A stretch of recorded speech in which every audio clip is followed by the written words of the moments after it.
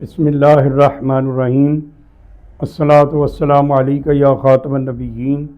وعلی آلک و صحابک یا رحمت للعالمین۔ محرم شریف اسلامی سال کا آغاز ہوتا ہے۔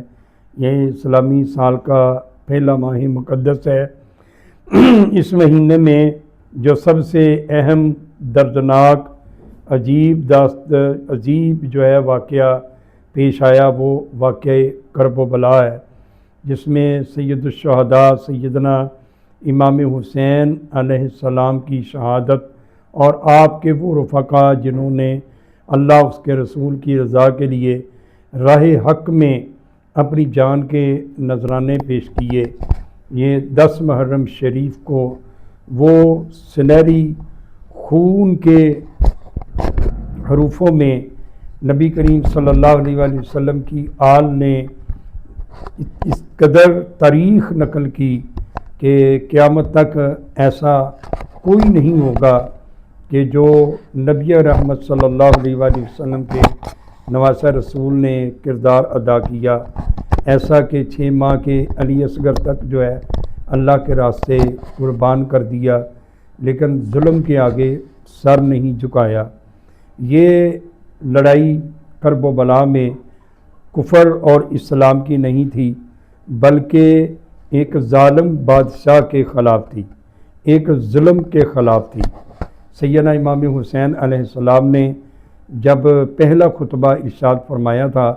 اپنے نورانی قافلے کو، جب آپ مکہ پاک سے کرب و بلا کی طرف تشریف لا رہے تھے، تو راستے میں جب پتہ چلا کہ حضرت سیدنا امام مسلم بن عقیل کو دردناک طریقے سے شہید کر دیا گیا اور آپ کے بچوں کو بھی بے دردی سے شہید کر دیا گیا، اور آپ کے کچھ ساتھیوں نے، آپ کے کچھ محبت رکھنے والوں نے مشورہ دیا کہ حضور آپ واپس تشریف لے جائیں، کوفی جو ہے یہ وفادار نہیں ہے، آپ کے والد محترم کو بھی کوفیوں نے ہی شہید کیا تھا۔ تو سیدنا امام حسین علیہ السلام نے چند الفاظوں کا وہاں پر جو خطبہ ارشاد فرمایا وہ امت مسلمہ کے لیے بہت بڑا ایک درس ہے۔ آپ نے فرمایا، سنو، میں جانتا ہوں، میری نگاہ تصور دیکھ رہی ہے کہ مجھے شہید کر دیا جائے گا، میں زندہ واپس نہیں آؤں گا،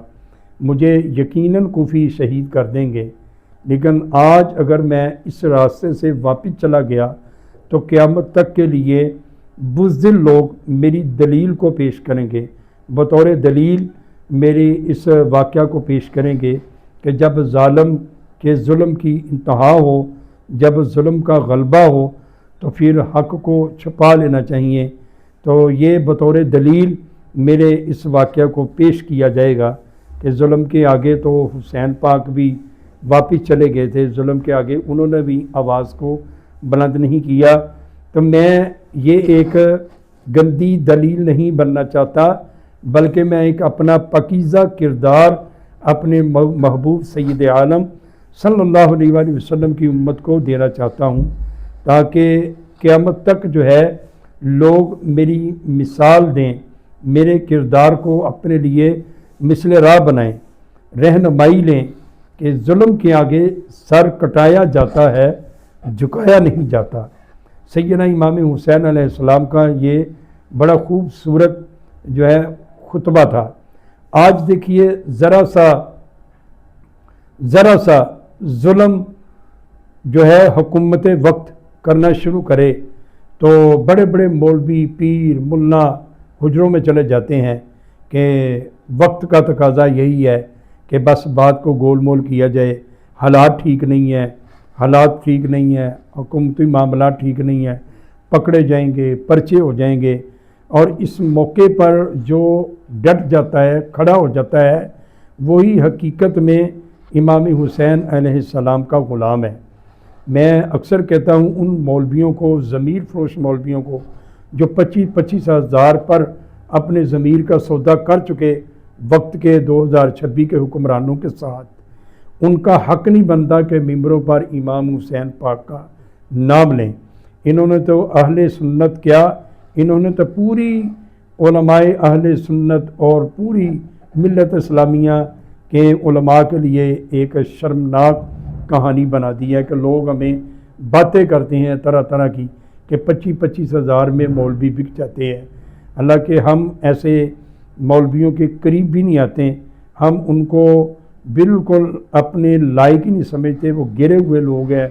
ضمیر فروش لوگ ہیں، وہ اس لائق نہیں ہے کہ حضور کے ممبر پر بیٹھے، اور وہ اس لائق نہیں ہے کہ حسین پاک کا نام اپنی اس گندی زبان سے لیں کہ جو ضمیر بیچ کر 25,000 جو 25,000 پر جو ہے وہ بکے ہوئے ہوں، یہ امام حسین علیہ السلام کا نام وہ لیں کہ جو بھوک پیاس تو برداشت کر سکتے ہیں، جیلوں کی سختیاں اور حکومت کے ظلم و ستم برداشت کر سکتے ہیں،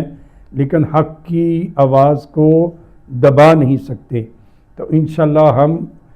رسول اللہ صلی اللہ علیہ وسلم کا صدقہ ہم ان میں سے ہیں جو حسینی ہیں، حسین پاک کے مشن کو زندہ کرنے والے ہیں،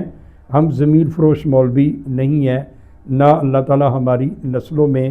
کوئی ایسا پیدا کرے۔ انشاءاللہ آئندہ امام حسین پاک علیہ السلام کی سیرت پر بیان ہوگا۔ اللہ سے دعا ہے کہ اللہ تعالی ہمیں حق گوئی عطا فرمائے، حق کہنے کی، حق سننے کی اور حق پر عمل کی توفیق عطا فرمائے۔ آمین وما علینا الا البلاغ۔